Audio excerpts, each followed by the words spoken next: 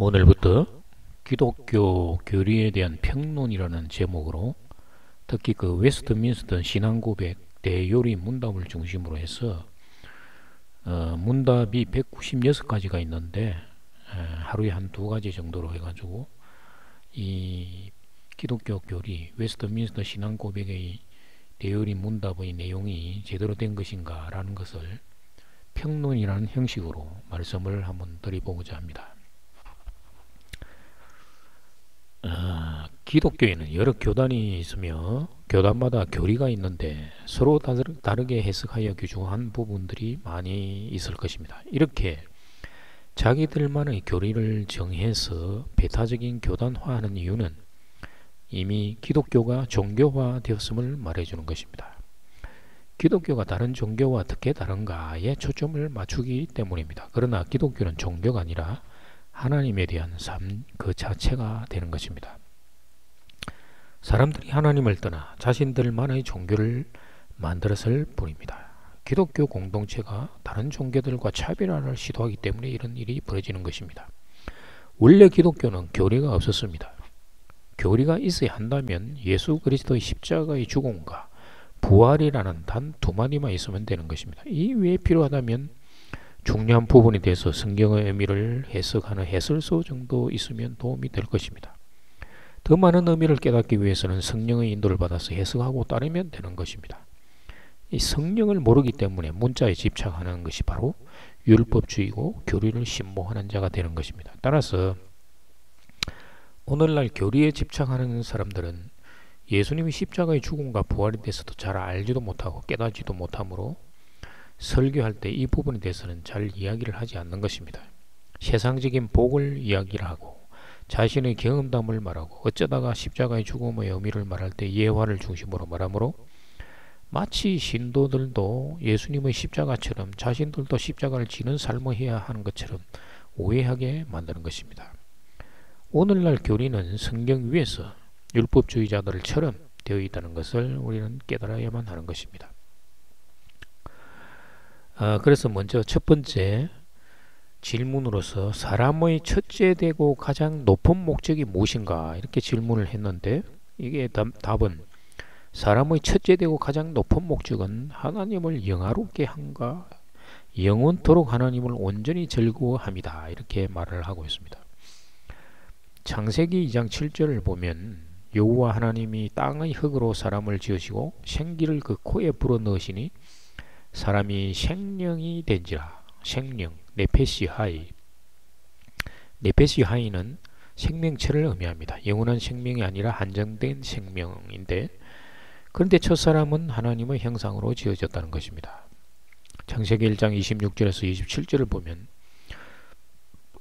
하나님이 자기 형상 곧 하나님의 형상대로 사람을 창조하시되 남자와 여자를 창조하시고 하나님이 그들에게 복을 주시며 그들에게 이르시되 생육하고 번성하여 땅에 충만하라. 땅을 정복하라. 바다의 물고기와 공중의 새와 땅에 움직이는 모든 생물을 다스리라 하시니라. 하나님은 첫사람을 하나님의 형상대로 창조하시고 그리고 남자와 여자를 창조하셨다고 했습니다. 첫사람과 남자와 여자는 서로 다른 존재라는 것을 우리는 깨달아야만 합니다. 첫사람은 그리스도이십니다. 그것의 근거로 되는 성경 말씀은 골로새서 1장 15절에서 그는 보이지 아니하는 하나님의 형상이시오 모든 피조물보다 먼저 나신 이시니 그는 그리스도를 의미합니다. 모든 피조물보다 먼저 나신 분은 첫사람입니다. 그리고 남자와 여자는 하나님 나라에서 범죄한 천사의 영이 흙에 갇힌 인간들이라는 것입니다. 그래서 그들은 하나님의 형상이 없는 존재들이 되는 것입니다. 따라서 첫사람에게 첫째 되는 가장 높은 목적은 하나님을 영화롭게 한가 영원토록 하나님을 온전히 즐거워합니다 라는 말이 적용될 수 있을 것이지만 하나님의 형상이 없는 죄인들에게는 첫째 목적이 될 수 없는 것입니다. 남자와 여자, 즉 세상 사람들의 첫째 되고 가장 높은 목적은 하나님의 형상을 회복하여 그리스도 안에서 하나님과 하나 되는 것이며 그런 후에 하나님을 영화롭게 한가 영원토록 하나님을 온전히 즐거워하는 것이라 이렇게 말을 할 수가 있는 것입니다. 사람이 왜 창조되고 인간들이 왜 창조되었는지 말하지 않으면서 사람의 첫째되고 가장 높은 목적에 대해서 모든 사람들에게 하나님을 영화롭게 함과 영원토록 하나님을 온전히 즐거워합니다 라고 말을 하면 사람들마다 종교관이 다르므로 각자 생각대로 그런 목적을 가질 것입니다. 그래서 그리스도 안에 있지 않는 자들도 이 말을 받아들여 각자 자기만의 하나님을 만들어서 우상 숭배하는 자들도 생기게 되는 것입니다. 신을 찾는 하나님을 찾는 사람들이 그리스도 안에 있지 않다면 모두가 우상 숭배하는 자들이 되는 것입니다. 두 번째 질문에서 하나님의 존재가 어떻게 나타나 있는가? 여기에 답은 사람에게 있는 자연의 빛과 하나님의 지으신 피조물이 하나님의 존재를 명백히 선포하고 있다. 그러나 인생으로 하여금 구원에 이르게 하도록 충분하고 유효하게 하나님을 계시할 수 있는 것은 오로지 하나님의 말씀과 성령뿐이다. 이렇게 말을 하고 있습니다. 정말 그럴까요? 로마서 1장 19절 23절을 보면 이는 하나님을 알만한 것이 그들의 속에 보임이라. 하나님께서 이를 그들에게 보이셨느니라. 창세로부터 거의 보이지 아니하는 것들 곧 그의 영원하신 능력과 신성이 그가 만드신 만물에 분명히 보여 알려졌나니 그러므로 그들이 핑계하지 못할지니라. 하나님을 알되 하나님을 영화롭게도 하지 아니하며 감사하지도 아니하고 오히려 그 생각이 허망하였으며 미련한 마음이 어두워졌나니 스스로 지혜 있다 하나 어리석게 되어 썩어지지 아니하는 하나님의 영광을 썩어질 사람과 새와 짐승과 기어다니는 동물 모양의 우상으로 바꾸었느니라. 하나님은 자연의 계시를 통해서 자신을 계시하고 있으나 사람들은 제각각 하나님을 자기만의 방식으로 믿는 것입니다.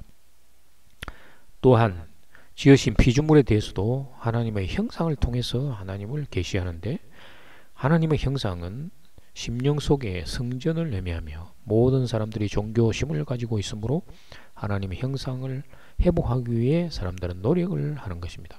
그러나 인생으로 하여금 구원에 이르게 하도록 충분하고 유효하게 하나님을 계시할 수 있는 것은 오로지 하나님의 말씀과 성령뿐이다 라고 말을 하는 부분에 대해서 예수 그리스도가 빠져 있는 것입니다. 예수 그리스도가 빠져 있는 구원은 진정한 구원이 될 수가 없는 것입니다. 요한복음 14장 8절에서 10절을 보면 빌립이 이르되 주여 아버지를 우리에게 보여 주옵소서 그리하면 족하겠나이다.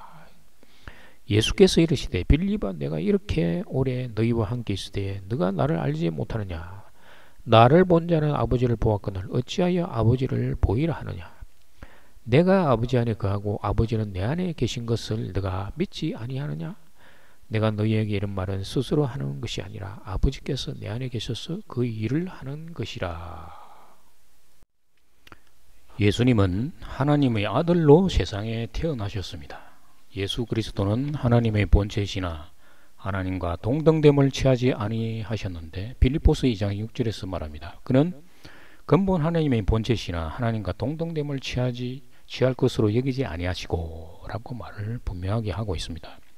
왜 예수 그리스도는 하나님의 아들이 되어야 하는가에 대해서 말씀을 드리면은 세상에 있는 죄인들을 회개하게 하여 하나님의 아들들로 만들기 위함인 것입니다. 그들이 회개하여 하나님의 아들 그리스도 안으로 들어가면 그리스도와 연합되어서 동일한 결과가 되기 때문입니다. 첫째, 예수님과 함께 십자가에서 죽고 함께 부활을 했습니다. 두 번째, 에베소서 2장 6절에서처럼 예수님과 함께 승천하였으며 또 함께 일으키사 그리스도 안에서 함께 하늘에 앉으시니 라고 분명하게 말을 하고 있습니다. 예수님이 삼위일체에서 말하듯이 하나님이라고 만약에 하면 회개하는 신도들은 그리스도 안에서 하나님의 아들이 될 수 없는 것입니다. 예수님이 하나님의 아들이 되므로 그분의 힘을 입어 회개하는 죄인도 그리스도 안에서 하나님의 아들들이 되는 것입니다. 예수님이 아버지라 부르는 하나님만이 유일신이요 삼일체의 하나님은 인간이 만든 교리에 불과하다는 것을 우리는 깨달아야만 하는 것입니다. 사람들은 하나님의 아들을 하나님으로 삼일체의 이론을 만들어 가지고 하나님으로 만들어서 자기들이 원하는 하나님으로 경배를 하는데 참 하나님을 알지 못하는 것입니다. 감사합니다.